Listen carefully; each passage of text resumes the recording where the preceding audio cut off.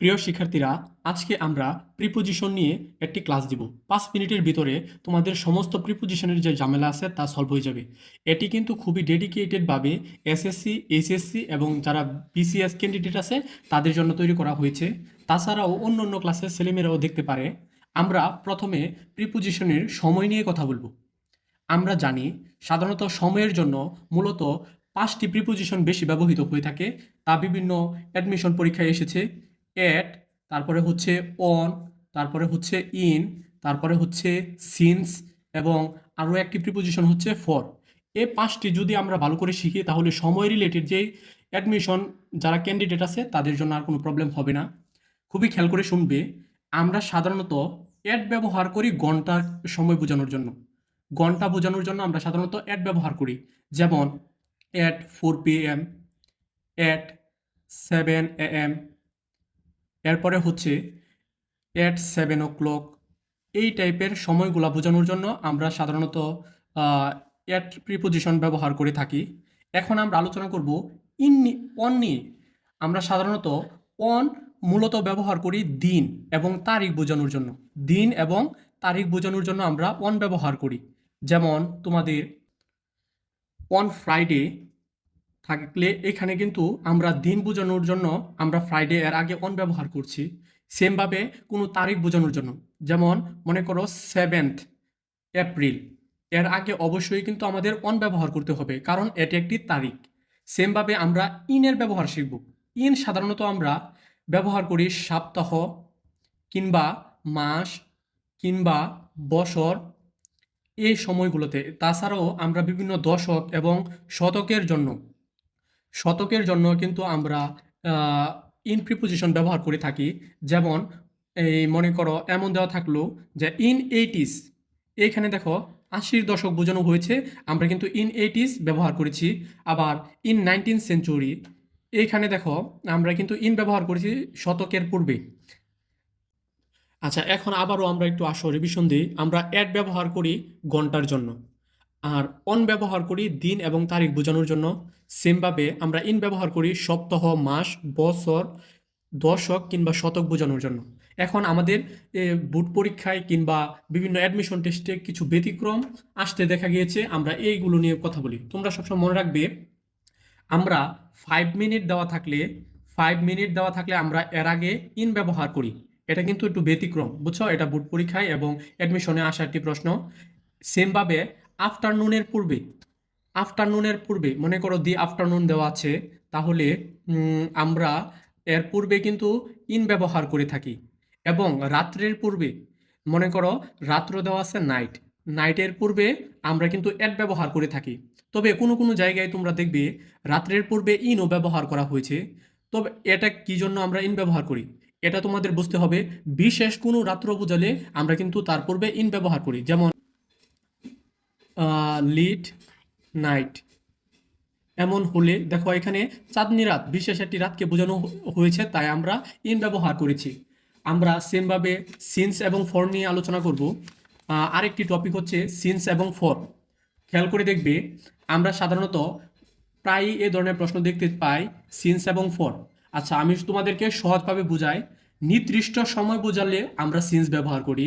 নির্দিষ্ট যদি সময় বোঝানো হয় তাহলে আমরা সিন্স ব্যবহার করে থাকি। যেমন এটাকে আমরা আবার বলে থাকি পয়েন্ট অফ টাইম। আমরা একে বলতে পারি পয়েন্ট অফ টাইম। এখন তোমরা এই দুইটি শব্দ দিয়ে কিন্তু সিন্স ব্যবহার করাটা তোমরা বুঝবে না। তোমরা শুধু মনে রাখবে থেকে অর্থ প্রদান করে। সিন্স কিন্তু থেকে অর্থ প্রদান করে। আমি একটু পরে এটা নিয়ে আলোচনা করছি। একইভাবে ফর আমরা ব্যবহার করি সাধারণত ডিউরেশন অফ টাইমের জন্য সাধারণত আমরা ফর ব্যবহার করি। কেমন?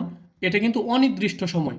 এটা কিন্তু ডিউরেশন অফ টাইম হচ্ছে অনির্দিষ্ট সময়। যেমন মনে করো আমি এমন অর্থ দিল যে ইট হ্যাজ বিন রেইনিং সিন্স। আচ্ছা, ইট হ্যাজ বিন রেইনিং, এখানে ড্যাশ এন সানডে দেওয়া আছে। একটু খেয়াল করে দেখো, এখানে বৃষ্টি শুরু হয়েছে কখন থেকে, এখানে থেকে অর্থ প্রদান করছে। তার মানে আমরা এখানে সিন্স সানডে মানে হচ্ছে ইট হ্যাজ বিন রেনিং, বৃষ্টি হচ্ছে সিন্স সানডে থেকে। অর্থাৎ থেকে অর্থ প্রদান করলে বাক্যটি আমরা অবশ্যই সিন্স ব্যবহার করব। আর যদি এমন হয় it has been raining, it has been raining for week. এখানে দেখো একটি সপ্তাহকে বোঝানো হয়েছে, কিন্তু কোন সপ্তাহ তা নির্দিষ্টভাবে বোঝানো হয়নি। এই কারণে আমরা কিন্তু এইখানে ফর ব্যবহার করব। যদি নির্দিষ্ট সময় থাকে তাহলে আমরা ব্যবহার করব হচ্ছে সিন্স, আর অনির্দিষ্ট সময় হলে ফর। তাছাড়াও বোর্ড কোশ্চেন আরও আসে স্থান নিয়ে, অনেক সময় প্রিপোজিশন আসে। স্থান নিয়ে যে প্রিপোজিশনগুলো আসে তার ক্ষেত্রে আমরা দুটি প্রিপোজিশন বেশি দেখতে পাই, একটি হচ্ছে ইন আর একটা হচ্ছে অ্যাট। তোমরা খুবই খেয়াল করে শুনো, আমরা বড় স্থানের পূর্বে ইন ব্যবহার করি, আমরা সাধারণত বড় স্থান এর পূর্বে কি ইন ব্যবহার করি। একইভাবে আমরা অ্যাট ব্যবহার করি হচ্ছে ছোট স্থানের পূর্বে। ছোট স্থানের পূর্বে সাধারণত আমরা অ্যাট ব্যবহার করে থাকি। যেমন মনে করো এমন দেওয়া আছে, she lives dash Mirpur dash Dhaka. এইখানে খালি জায়গা দেখো, মিরপুর বেশি বড় নাকি ঢাকা বেশি বড়? আমরা জানি ঢাকার একটি অংশ, খুবই ছোট একটি অংশ হচ্ছে মিরপুর। তার মানে আমরা ব্যবহার করব অ্যাট মিরপুর ড্যাশ ঢাকা। যেহেতু ঢাকা মিরপুরের তুলনায় বড়, তাই আমরা ইন ঢাকা ব্যবহার করলাম। এছাড়াও আমাদের আরও দুইটি টপিক আসে বোর্ড পরীক্ষায় সাধারণত দেখা যায়, আমরা ওই টপিকগুলো নিয়ে আলোচনা করব এখন। একটি হচ্ছে দুইজন ব্যক্তি, দুই ব্যক্তি কিংবা তার থেকে বেশি, দুই বা ততোধিক ব্যক্তির ক্ষেত্রে আমরা সাধারণত প্রিপোজিশন আসতে দেখি। এই ক্ষেত্রে দুই বা ততোধিক ব্যক্তির জন্য যে প্রিপোজিশনটি আসে তা হচ্ছে বিটুইন এবং হচ্ছে এমং। বিটুইন এবং হচ্ছে এমং, এই ধরনের প্রিপোজিশন হয়ে থাকে। এখন খুবই খেয়াল করে শুনবে, যদি ব্যক্তি দুইজন থাকে তাহলে আমরা কিন্তু বিটুইন ব্যবহার করি। আর ব্যক্তি যদি দুজনের থেকে বেশি হয় তাহলে মনে করো তিনজন, চারজন অথবা যতজনই হোক না কেন আমরা এমং ব্যবহার করে থাকি। যেমন মনে করো এমন দেওয়া আছে যে divide the bread between two men, divide the bread dash two men. এখন যেহেতু দুইজন ব্যক্তি নিয়ে দুইজন রুটিটি ভাগ করে দাও দুইজন ব্যক্তির মধ্যে, যেহেতু দুইজন আছে আমরা কিন্তু এখানে বিটুইন ব্যবহার করব। এখানে কিন্তু আমাদের উত্তর হবে বিটুইন। তবে যদি দুইজন ব্যক্তি না হয়ে যদি তিনজন বা চারজন থাকতো তাহলে আমরা বিটুইনের জায়গায়, মনে করো এখানে টুর জায়গায় থ্রি দেওয়া আছে, তাহলে আমরা কিন্তু এখানে বিটুইনের জায়গায় এমং ব্যবহার করতাম। ঠিক আছে। তাছাড়াও আরও একটি টাইপ দেখা যায়, প্রায় সময় আসে ব্যক্তি এবং জিনিস বা বস্তু, ব্যক্তি ও বস্তু রিলেটেড বস্তু। এটার জন্য সাধারণত বাই এবং with dot dot with preposition, এটার ব্যবহার ভালো করে শিখতে হবে।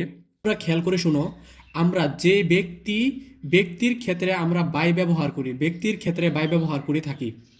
আর বস্তুর পূর্বে আমরা উইথ ব্যবহার করি, বস্তুর পূর্বে আমরা উইথ ব্যবহার করি। যেমন মনে করো এমন, the boy was killed, the boy was killed dash him dash the gun. বালকটি তাকে হত্যা করেছিল কি ব্যবহার করে? দেখো এখানে ব্যক্তি, হিম হচ্ছে ব্যক্তি, তার মানে তার পূর্বে আমরা কি ব্যবহার করব? বাই ব্যবহার করব। কিল্ড বাই হিম, বালকটি তাকে হত্যা করেছিল ড্যাশ কি ব্যবহার করি? বস্তু। গান হচ্ছে কিন্তু বন্দুক, এটি একটি বস্তু, তাহলে উইথ দ্য গান। বালকটি তাকে হত্যা করেছিল গুলি বা বন্দুক ব্যবহার করে। এখন তোমাদের কিন্তু প্রিপোজিশন মোটামুটি বোর্ড কিংবা অ্যাডমিশনের জন্য হয়ে গেল। তবে আরও কিছু প্রিপোজিশন আছে, এগুলো হচ্ছে অ্যাপ্রোপ্রিয়েট প্রিপোজিশন। এখন তোমাদের অ্যাপ্রোপ্রিয়েট প্রিপোজিশনের জন্য স্বাভাবিকভাবে মুখস্থ করতে হয়।